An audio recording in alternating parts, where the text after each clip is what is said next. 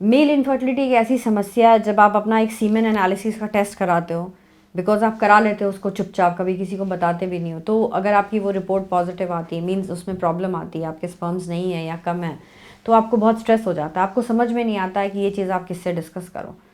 But ये problem जो है बहुत सारी वजहों से होती हैं। कुछ वजह तो ऐसी हैं जो जेनेटिक प्रॉब्लम्स होती हैं। बोलने का मतलब आपको अपने ब्लड का कैरियोटाइप कराना पड़ेगा, उसमें पता चलेगा कि हो सकता है कोई जेनेटिक डिफेक्ट हो, इससे आपको मेल इनफर्टिलिटी हो रही हो, या कोई स्ट्रक्चरल प्रॉब्लम मीन्स उस एरिया में, जैसे टेस्टिस में, पेनिस एरिया में, उसमें कोई प्रॉब्लम हो, तो भी आपको इनफर्टिलिटी हो सकती है।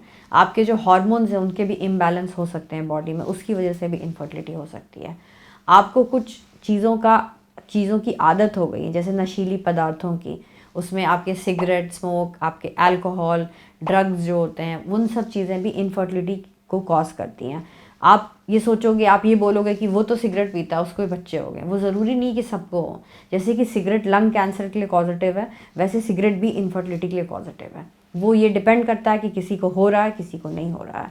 आपकी जो लाइफस्टाइल, आप जिस तरह से लाइफ लीड करते हो, आप बहुत स्ट्रेस लेते हो, वो भी एक इनफर्टिलिटी का कॉज होता है।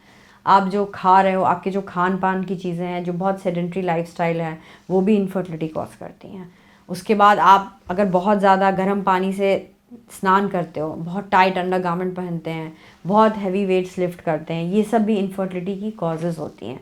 आपको इन्फेक्शस डिजीज़ हुई, जैसे आपको मम्स हुई हैं बचपन में, या कभी किसी को बॉल हिट किया क्रिकेट का, उसने जाके डॉक्टर को प्रॉपरली नहीं दिखाया, ये सब चीज़ें भी आपके शुक्राणु को इफ़ेक्ट करती हैं।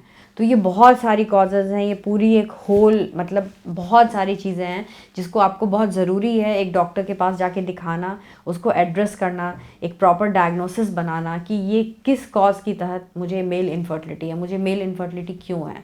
इसमें से कुछ कॉजेज़ जो हैं सो वो क्योरेबल हैं, और कुछ कॉजेज़ जो हैं सो वो नॉन क्योरेबल है। मीन्स उसमें सीमेन आना नहीं शुरू होगा, लेकिन आप बाप बन जाओगे, मीन्स आपका टीज़ा इक्सी करके आपको एक पितृत्व का सुख हासिल हो जाएगा।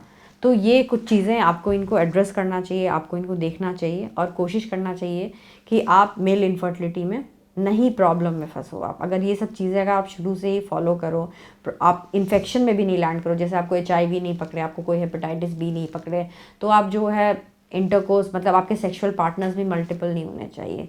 ये सब चीज़ें इनफर्टिलिटी की तरफ ही ले चलती हैं हमें। बहुत सारे यंगस्टर्स जिम जाते हैं, वो प्रोटीन बिल्डिंग, बॉडी बिल्डिंग के लिए बहुत सारे स्टेरॉइड्स लेते हैं, एथलीट लेते हैं स्टेरॉइड्स। इनका भी साइड इफ़ेक्ट है आपकी फर्टिलिटी के ऊपर। ये आपको नहीं फॉलो करना चाहिए, नहीं प्रैक्टिस करना चाहिए। किसी भी तरह की जो आप मेडिसिन खा रहे हैं ओवर द काउंटर, वो डेंजरस हो सकती हैं। इस तरह की चीज़ें जो आर्टिफिशियल होती हैं वो आप कम से कम प्रयोग करें। हम रखें आपका ख्याल।